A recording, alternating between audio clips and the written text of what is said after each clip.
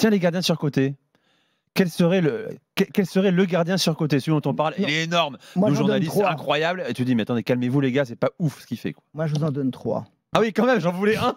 10 Moi, en fois 3. J'ai volé non.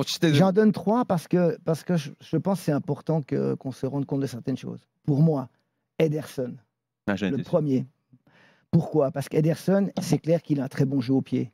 Mais, en plus, il a beaucoup de pertes. C'est-à-dire qu'aujourd'hui, il a un super jeu au pied. Il a une chose que très peu de gardiens ont, c'est la longueur.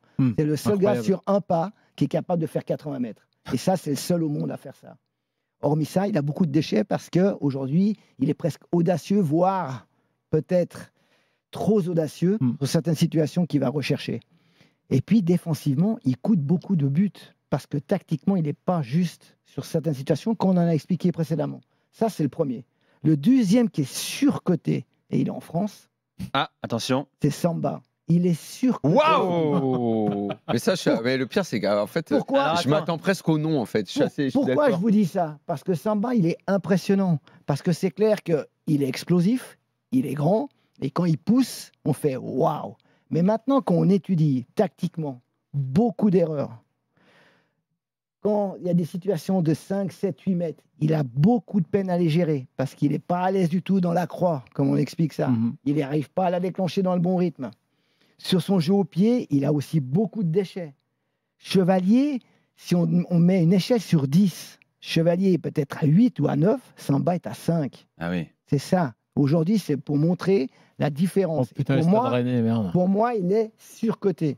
Et le dernier, c'est un Suisse. Près du micro. Qui joue en Allemagne, qui s'appelle Kobel, qui est à Dortmund. De Dortmund. Et lui aussi, il est surcoté.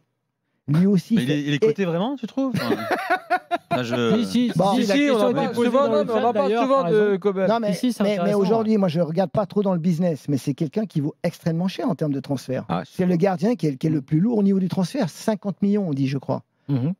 Et pour moi, il est surcoté. Et à l'inverse, il y a un gardien que j'aime beaucoup. Alors peut-être que me dire que c'est une connerie. Mamardashvili. Alors moi, c'est les sous-cotés. On m'a demandé il y a aussi 3 sous-cotés. Ah, les sous-cotés. Mamardashvili. On a bien préparé l'émission. Un des sous-cotés, c'est Mamardashvili. Qui va à Liverpool, c'est ça qui appartient à Liverpool et qui va, je ne sais pas si mais dans l'idée, c'est ça. Le deuxième, c'est Verbruggen. Verbruggen à Brighton. Il est sous-coté. C'est un super gardien et c'est un super gardien d'avenir. Pour moi, c'est important. Et puis, le troisième, c'est Petrovic. Parce que Petrovic, de Strasbourg, il est très constant, il est très juste, techniquement, tactiquement, très pertinent.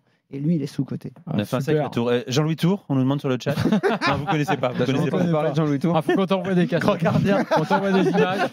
Il y a du boulot. Il y a une marge de progression, en tout cas. Gardien emblématique du Medi FC, bien sûr.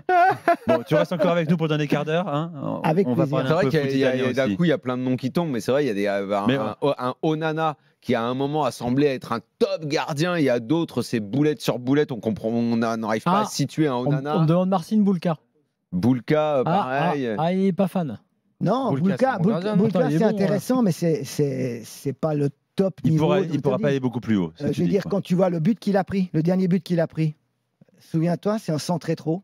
Lui, la même chose. Il a les mains qui sont là. Il déclenche avec le pied. Le ballon. Mais ce que tu dis, c'est hyper basique. Il y a des coachs dans les clubs, en fait. Le ballon, il est repris dans les 4 mètres. Mais... Jamais tu dois pouvoir avoir cette situation. Jamais. Je veux dire, n'importe quel gardien, tu prends Yann, qui pourtant fait 1,83, il va être en bas, il va couvrir, il va faire l'arrêt décisif. Le ballon, il ne va jamais arriver à l'attaquant. Tu sais que là, non seulement tu vexes Bulka, mais aussi son entraîneur des gardiens au quotidien, quand même. Parce que ce que tu dis là, ça a l'air assez basique. Bah oui, c'est basique, mais s'ils le font pas, c'est ce que je te dis. Eh oui. Bon. Mais c'est vrai, pour revenir sur Ederson, c'est beaucoup les passes décisives. Il a fait 4 passes décisives en première ligue cette saison, donc on parle beaucoup d'Ederson par rapport à ça. Mais c'est pas le rôle premier du gardien. C'est ça. On a retourné tellement le gardien dans tous les sens que maintenant on parle plus des mains, on parle des pieds. Aujourd'hui, quand tu élis le meilleur gardien, mais comment tu peux mettre...